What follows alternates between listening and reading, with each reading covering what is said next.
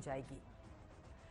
और अब बात एक देश एक चुनाव की। वन नेशन वन इलेक्शन पर विचार के लिए बनाई गई पूर्व राष्ट्रपति रामनाथ कोविंद की अध्यक्षता वाली कमेटी ने राष्ट्रपति द्रौपदी मुर्मू को अपनी रिपोर्ट सौंप दी है। यह रिपोर्ट 18,000 से ज्यादा पन्नों की है, जिसमें 8 खंड हैं।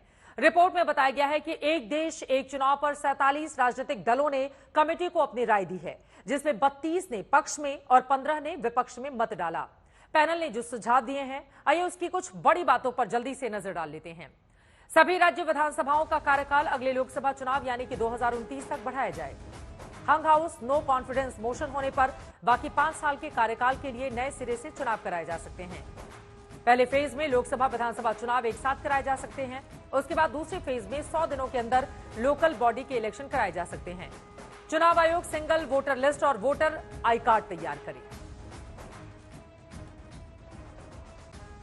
वन नेशन वन इलेक्शन को लेकर भी सियासत जारी है। जहां विपक्ष सरकार पर संविधान बदलने का आरोप लगा रहा है, वहीं सरकार इसके जमकर फायदे गिना रही है। मोदी जी का मकसद क्या है?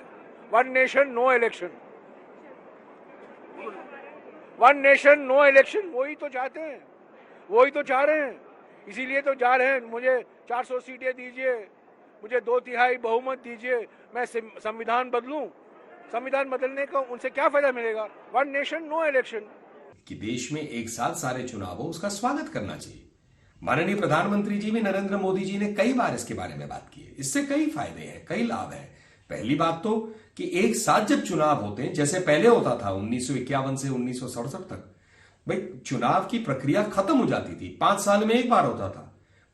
पूरा प्रशासन, राजनीतिक लोग, सारे लोग जो है काम कर सकते हैं, निरंतर काम कर सकते हैं 5 साल के लिए बिना रोक के। जो नीतियां हैं 5 साल तक ना उसमें काम चलते रहता है, कोई उसमें ब्रेक नहीं आता है, पैसे भी बचते हैं। तो ये तो स्वागत योग्य है।